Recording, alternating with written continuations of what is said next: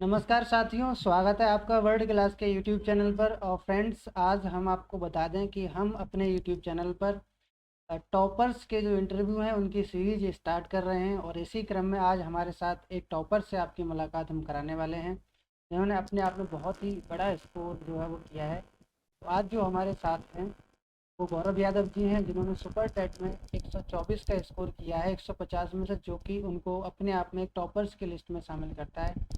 दोस्तों, उनके बारे में डिटेल में बात करेंगे। और अभी जो पिछली 69,000 उत्तर प्रदेश सरकार की शिक्षक भर्ती थी, उसमें उन्होंने चयन हुआ है, उनका चयन लिया है, योग्य उन्होंने सफलता हासिल की है।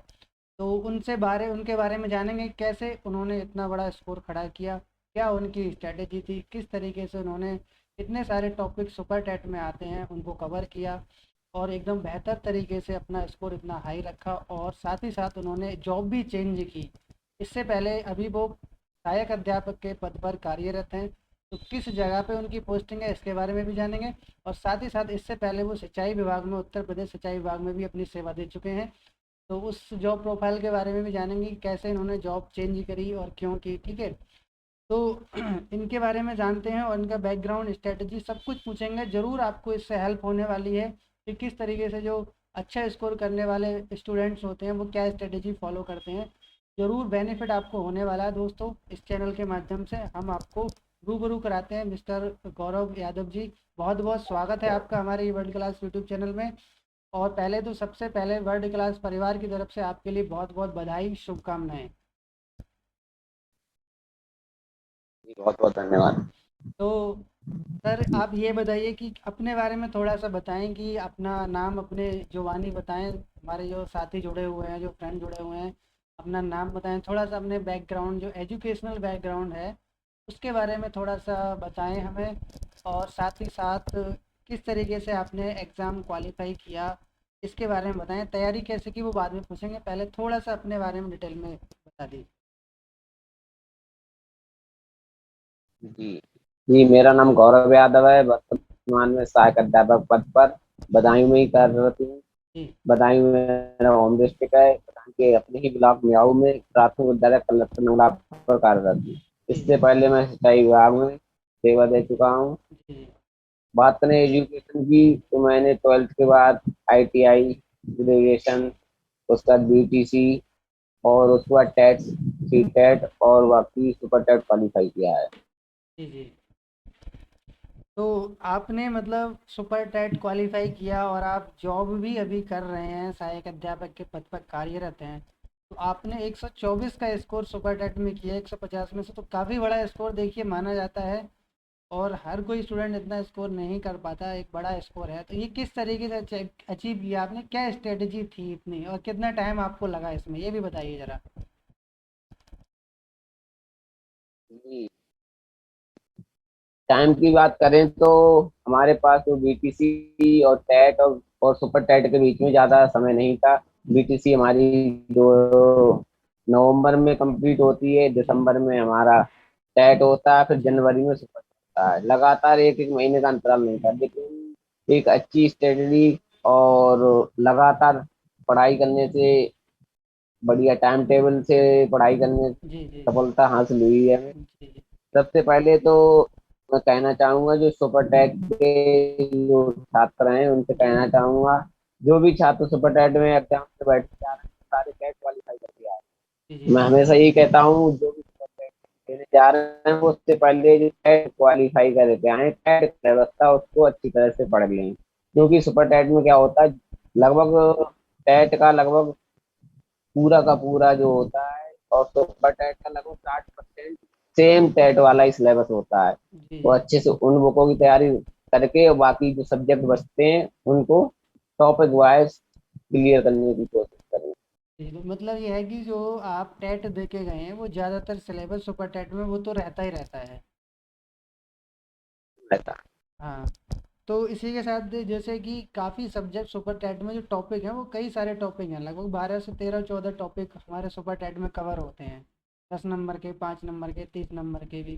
तो स्टूडेंट्स को काफ़ी डर सा रहता है कि इतने सारे टॉपिक कैसे कवर करें। तो टॉपिक वाइज टॉपिक हम आपसे चर्चा करने चाहेंगे कि किस टॉपिक की किस तरीके से तैयारी की जाए और कितना पढ़ा जाए ताकि वो कवर हो जाए। ठीक है, तो तो सबसे पहले जो हमारे जो थ्योरी वाले, यानी कि जो थ्योरी वाले हमारे सब्जेक्ट हैं, जैसे हिंदी हो गया, अंग्रेजी हो गया, संस्कृत हो गया, ठीक है, जो भाषा वाले विषय हैं, इनके बारे में बताइए कि इनको किस तरीके से कवर करा जाए। और थोड़ा सा संस्कृत के बारे में स्पेशल बताना, क्योंकि संस्कृत सभी का बैकग्राउंड नहीं होता, लेकिन संस्कृत सभी के लिए कंपलसरी है। संस्कृत के जो 10 नंबर हैं उनको कैसे कवर किया जाए उसके बारे में बताएं सर। ये भाषा वाले विषय के बारे में थोड़ा सा बताएं। जी, सुपर टेट एग्जाम क्वालिफाइंग के लिए भाषा बहुत ही इम्पोर्टेंट है, क्योंकि भाषा के 40 क्वेश्चन आते हैं, उसमें जी 20 नंबर हिंदी के, जी जी 10 नंबर संस्कृत के, 10 नंबर इंग्लिश, जी जी 40 नंबर का आता है। 40 नंबर ठीक।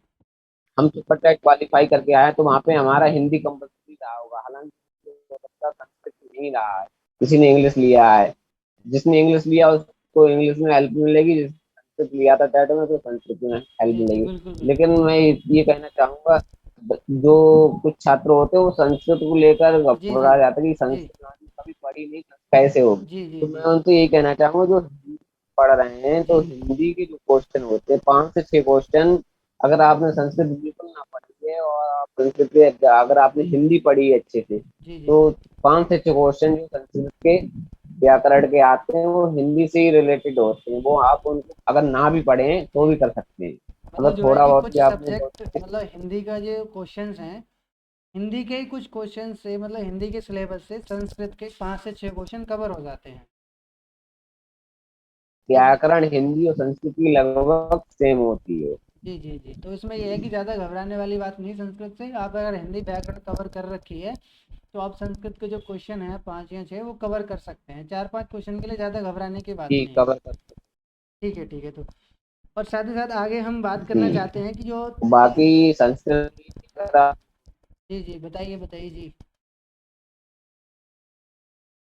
जैसे संस्कृत के लिए अगर दिक्कत हो रही है तो ज्ञान गंगा नाम की एक बुक आती है, जो प्रयागराज के नाम से, तो उसको आप उसमें जो प्रैक्टिस सेट है उनको लगाइएगा और उससे जी जी। थोड़ा और पढ़िएगा, उसमें काफी हेल्प मिलेगी। तो मतलब संस्कृत के लिए अगर प्रॉब्लम है तो ज्ञान गंगा नाम से प्रयागराज प्रकाशन की बुक है, उससे आपको हेल्प मिल जाएगी।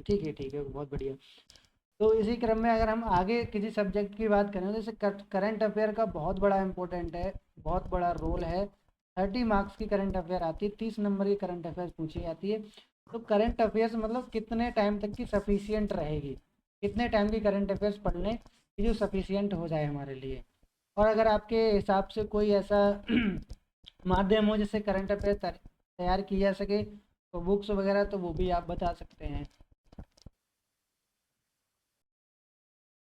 देखिए, करंट अफेयर्स के लिए मैं कहना चाहूंगा, ने काफी एग्जाम दिए, रेलवे के एग्जाम हम्म। बाकी है, ग्रुप डी के एग्जाम, काफी एग्जाम में देखा है करंट अफेयर 2-2 साल पीछे तक की, 1-1.5 साल तक की, जी पीछे जी तक जी की पूछी बिल्कुल जाती है। बिल्कुल बिल्कुल। लेकिन सुपर टैट में ऐसा नहीं। सुपर टैट में जिस जिस महीने में आपका एग्जाम है, जी जी। ठीक उससे 6 महीने पहले की आप ओके जी जी। तैयार करिएगा।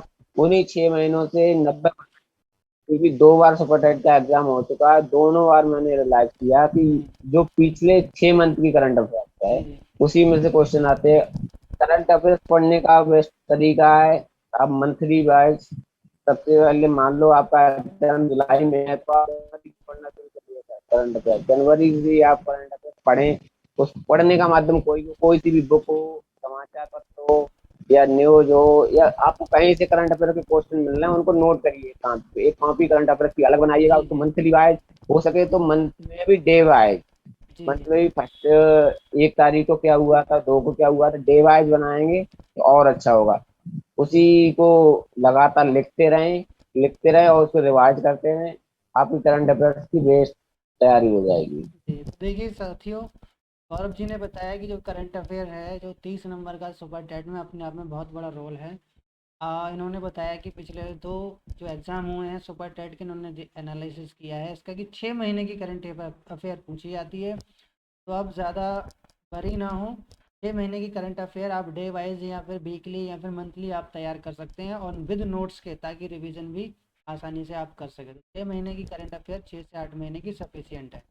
तो इसी क्रम में जैसे बात करते हैं आगे साइंस और मैथ के बारे में बात करते हैं। साइंस और मैथ्स आपने किस तरीके से कवर की, और जैसे वर्ल्ड क्लास कोचिंग सेंटर हमारा यूट्यूब चैनल भी है, इसकी क्या भूमिका रही, क्या इसका कुछ योगदान आपके जीवन में रहा, उसके बारे में थोड़ा सा बताइए। किस तरीके से वर्ल्ड क्लास की भी आपके सफलता में जो है वो थोड़ा सा बहुत योगदान है।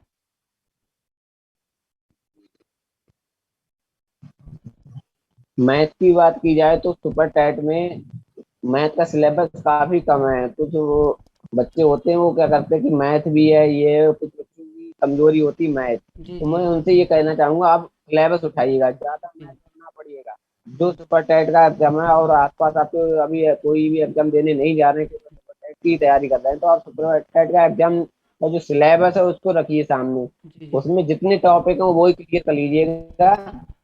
जी जी चाहे वो वर्ल्ड क्लास के नोट्स से करिएगा आप, जी चाहे जी कोई बुक से करिएगा या कहीं से भी करिएगा, लेकिन आप टॉपिक वाइज जो भी सिलेबस है उसको कंप्लीट कर लीजिएगा। मैथ में आपको दिक्कत नहीं। बाकी साइंस के लिए मैं कहना चाहूंगा कि जी वर्ल्ड जी क्लास के नोट्स मिले थे, जी काफी जी हेल्प, लगभग 10 में से 8 नौ क्वेश्चन सेम फंसे थे उसमें। जी जी हमारे सुपर टाइट 2018 का जो एग्जाम हुआ था उसमें वर्ल्ड क्लास के नोट्स थे, सारे लगभग 8 से 9 क्वेश्चन फंस गए थे। जी जी, बहुत बहुत धन्यवाद आपका। आप हमारे वर्ल्ड क्लास को श्रेय दे रहे हैं। तो इसमें जो है कि जो सिलेबस है आपका उसके अकॉर्डिंग तैयारी करें। ज़्यादा बहुत ज़्यादा पढ़ने की ज़रूरत नहीं है, मतलब बहुत ज़्यादा परेशान होने की ज़रूरत नहीं। जो सिलेबस है उसको ध्यान में रखते हुए तैयारी करें, तो मैथ और वो साइंस जो है आपका कवर हो जाएगा। ठीक है। और थोड़ा सा पर्यावरण व सामाजिक अध्ययन के बारे में बताइए, क्योंकि 10 नंबर मार्क्स का आता है और पर्यावरण भी, ईवीएस भी इसमें शामिल है और सामाजिक अध्ययन में इसमें जैसे कि हिस्ट्री भी शामिल है, ज्योग्राफी भी शामिल है, पॉलिटी भी शामिल है। इनका बहुत बड़ा क्षेत्र है, तो स्टूडेंट इतना कहाँ से पढ़े और मार्क्स बहुत कम है। तो इसके बारे में बताइए किस तरीके से इसको समराइज किया जाए। कि मैंने अधिकतर देखा जितने सुपर टाइट के जो अभ्यर्थी होते हैं वो ही इन 10 नंबर को लेकर परेशान हो जी जाते हैं, जी, इतना बस बस ज्यादा यही। सिलेबस कैसे तैयार किया जाए। जी तो उनके लिए मैं ये कहना चाहूंगा, परेशान होने की जरूरत नहीं है, जितना भी सिलेबस है वो है। लेकिन अगर आपने कभी भी कंपटीशन की तैयारी की है या आप पढ़ाई के टच में रहे हैं, तो उसमें से जो 10 क्वेश्चन आते हैं वो सामान्यतः 5 से 6 क्वेश्चन आप उनको हल कर सकते हैं, अगर आप टच में रहे हैं, पढ़ाई के जी कंपटीशन की पढ़ाई के टच में रहे हैं। जी जी अगर आपके पास समय कम है और आप वो 10 नंबर के चक्कर में सारी हिस्ट्री पढ़ रहे हैं, पूरी ज्योग्राफी पढ़ रहे हैं, पूरा सब कुछ पढ़ रहे हैं, तो उसमें मैं कहूँगा आप टाइम खराब कर रहे हैं। जी क्योंकि हिस्ट्री और ज्योग्राफी का कोई अंत नहीं है, कितनी भी पढ़ते जाओ वो कमी है। जी जी, तो उसके बिल्कुल लिए ज्यादा बिल्कुल। टेंशन लेने नहीं, सामान्यतः उसके लिए ये कर सकते हैं, जो लास्ट ईयर एग्जाम हुए हैं, जी रेलवे के हुए हैं या ग्रुप जी डी जी के हुए हैं, जो भी एग्जाम में क्वेश्चन आए हुए हैं, क्वेश्चन को आप पढ़िएगा, क्योंकि ज्यादातर मैंने देखा लास्ट ईयर के जो क्वेश्चन होते हैं वो ही सेम रखे होते हैं उसी जी। एग्जाम में। तो मतलब ये है कि जो 10 नंबर है उनके तो लिए ज़्यादा ज्यादातर परेशान ना हो। अगर आप पहले से तैयारी में हैं या फिर आपने थोड़ी बहुत तैयारी भी की है या लास्ट ईयर के क्वेश्चन भी कर लेंगे, तो वो 10 नंबर का पोर्शन आपका कवर हो जाएगा। ठीक है ना। अब बात करते हैं, जैसे कि अभी अभी अभी कल, यानी कि आज डेट है 10 है आज। तो 9 तारीख को सुपर टेट 2022 का रिजल्ट आया है। सॉरी सुपर टेट नहीं, सॉरी टेट का। तो उसमें काफ़ी अभ्यर्थी टेस्ट का। पास पास हुए हैं और पहले से भी पास हुए हैं टेट वाले, और पिछली भर्ती के भी कुछ कैंडिडेट जिनका नहीं हुआ सुपर टेट में वो भी बैठे हैं। तो अभी जो इंतजार कर रहे हैं उत्तर प्रदेश सहायक अध्यापक भर्ती का स्टूडेंट्स, और भर्ती का कुछ अभी पता नहीं है कि कब भर्ती होगी, कब तक वैकेंसी आ सकती है। हालांकि सुना जा रहा है कि देखो आने वाली हैं जल्दी। तो किस तरीके से वो जो नए स्टूडेंट हैं वो किस तरीके से तैयारी अपनी जारी रख सकते हैं और खुद को मोटिवेटेड रखें इसके लिए कि मतलब तैयारी जारी रखें, ऐसा ना हो कि भर्ती नहीं है तो तैयारी छोड़ दें। इसके लिए थोड़ा अपने आप को मोटिवेटेड कैसे रखें, इसके बारे में थोड़ा सा बताइए। स्टूडेंट फ्रस्ट्रेट हो जाते हैं कि तैयारी वैकेंसी नहीं है, किस तरीके से तैयारी करें, क्यों तैयारी करें, तो इसके बारे में बताइए। जी, मुझे शिक्षा विभाग में जुड़े हुए 2 साल हो गए हैं, तब से मैंने रियलाइज किया, जो हमारी जो वैकेंसियां लगभग 1 लाख से अधिक पद खाली हैं जी और जी उन पे चयन होना है। जी अब ये सरकार ही करेगी चयन, और वो निश्चित ही करेगी, भले ही 1-2 महीने लेट हो, लेकिन इसके लिए आप तैयारी ना छोड़ें। अगर लगातार आप सच में पढ़ाई कराएंगे तभी आप कुछ कर पाएंगे, जी क्योंकि जी अगर आपने पढ़ाई को छोड़ दिया तो पढ़ाई आपको छोड़ जी देगी, जी, ये बिल्कुल बिल्कुल नियम है। बिल्कुल बिल्कुल। क्योंकि अभी हमारे कई शिक्षक ने जो नए शिक्षा मंत्री बने हैं जी जी उनसे मुलाकात भी की और इसके बारे में अवगत भी कराया, तो उन्होंने यही आश्वासन दिया है, जैसे ही हर रिक्त पदों की समीक्षा होगी और जल्द से जल्द नई भर्ती जारी। जी जी। तो अगर कोई हमारे विद्यार्थी जो जी। साथी जुड़े हुए हैं, आप उनको कुछ सजेस्ट करना चाहें, कोई बुक वगैरह या नोट्स वगैरह, तो उसके बारे में थोड़ा सा बता दें स्टूडेंट्स के लिए हमारा।